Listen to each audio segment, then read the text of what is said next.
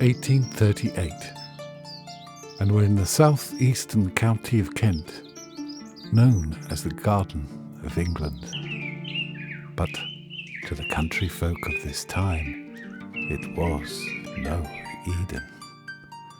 And things weren't exactly great in the rest of the country either.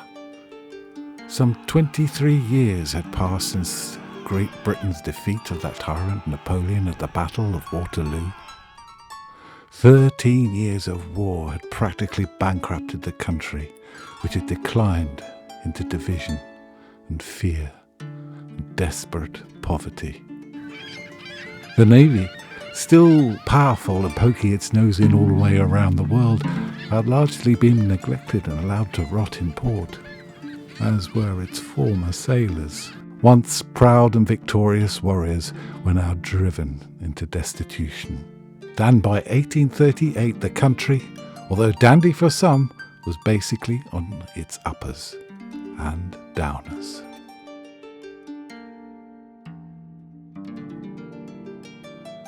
A state of affairs that eventually led to the last but little-known armed conflict of mainland Britain, the Battle of Bossenden Wood. The country was no stranger to armed uprisings and rebellion, the most serious of which was the 1819 Peterloo Massacre, where the people of Manchester had the temerity to demand a fair level of representation in Parliament. Soldiers were called and 18 protesters were killed, and many hundreds injured. Their grievances were partly sparked by a massive and punitive land grab, the Enclosures Act, which greatly diminished common land where peasants had previously been allowed to freely graze their animals.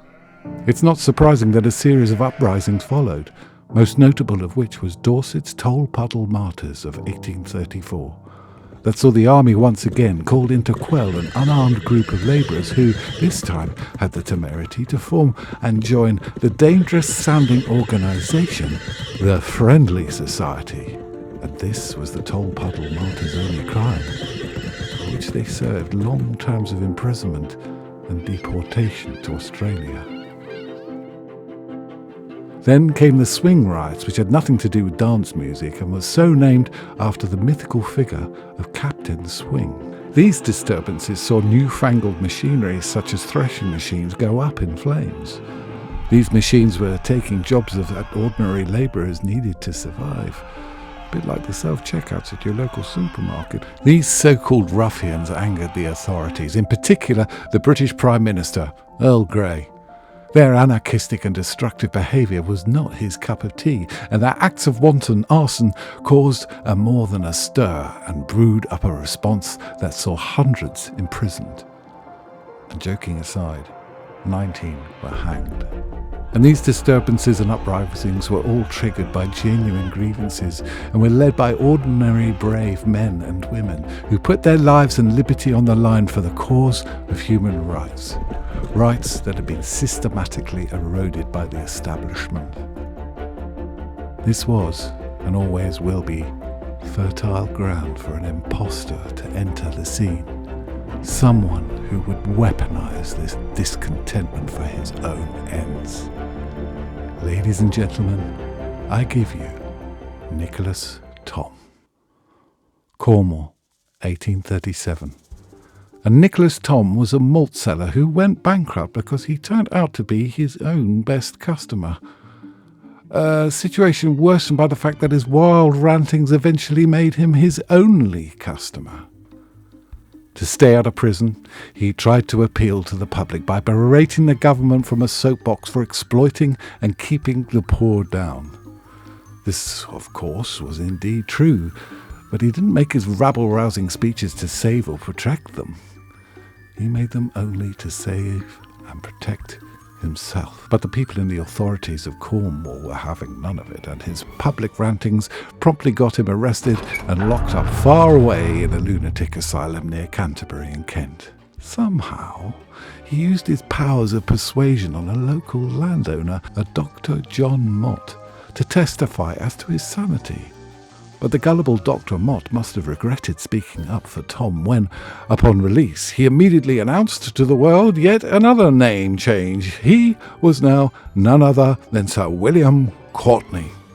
Tom, or Sir William, was now free to roam and rabble-rouse as he pleased. And he ended up in the isolated and poverty-stricken village of Dunkirk. No, not that Dunkirk. That one, there, in Kent. And once again, he played the crowd, stoking their fears, baiting their rage, all aided by their abundance of superstition and lack of education. To his new-found end-of-world second coming obsessed followers, he announced that he was none other than the King of Jerusalem, who had incarnated in Sir William Courtenay's body in order to emancipate them from their bondage and to be their retribution for their oppression, which would all save them and lead them all into the light. But a light that is too bright fails to illuminate. Instead, it bedazzles, which is what happened to the impoverished and downtrodden folk of Dunkirk. And all this was despite him breaking just about every one of the 10 commandments. They loved, praised, and worshipped, pledged their dying allegiance to him. Well, about 40 of them did. They were poor, exploited, fearful, and hungry.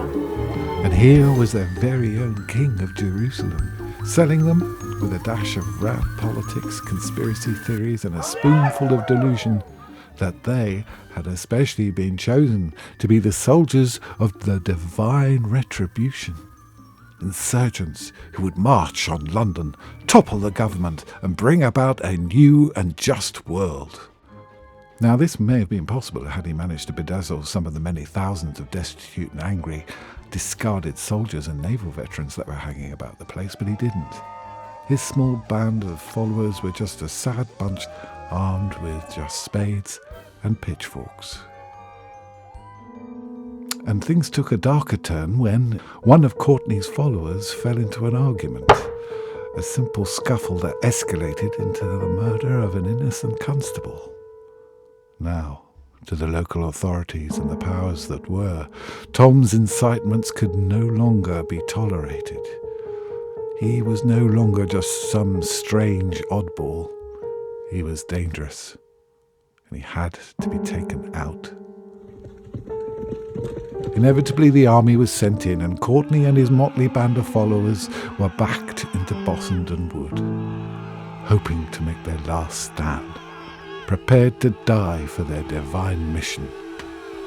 Which is just as well, because with Sean Connery's Jim Maloney in the movie The Untouchables said, "You've only gone and brought a knife to a gunfight." The Battle of Bossenden Wood lasted just 30 minutes.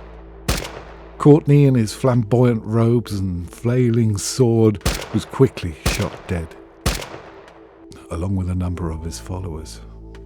Not the epic battle of legend they had imagined. The last armed rebellion on British mainland soil was short, bloody, and sad. The surviving followers were captured and tried. Some went to prison, while others were committed to lunatic asylums. But some good did come out of this unfortunate incident. The subsequent official inquiry found that a great contributing factor to this uprising was a lack of local primary education, which is why many hundreds of rural primary schools were built after this time. And here we are today. Nicholas Tom, or John Tom, or Sir William Courtenay, drunk, bankrupt, philanderer. He wasn't the first narcissistic fake messiah to grift off the impoverished, the ignored, and, unfortunately, he wasn't the last. Anyway, thank you so much for listening. I hope you enjoyed this gripping yarn. Please like, subscribe, please comment, and take care till next time.